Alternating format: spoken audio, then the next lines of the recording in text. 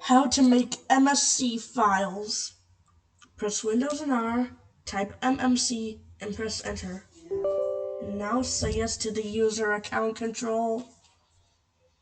Go to File, Add/remove, blah blah blah. Then go to Available, blah blah blah, and then click Add to the ones you want to add.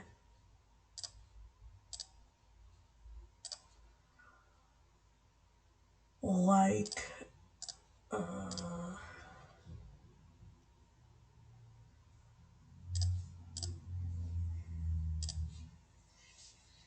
then press OK.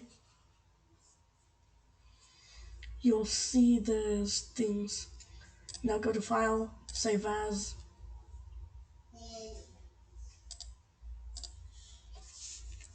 And then name it anything that ends in .msc.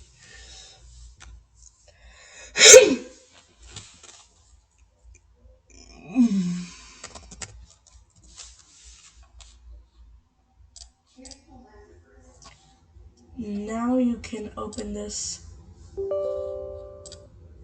You always need to say yes to the UIC. Now I've got my stuff. Wow.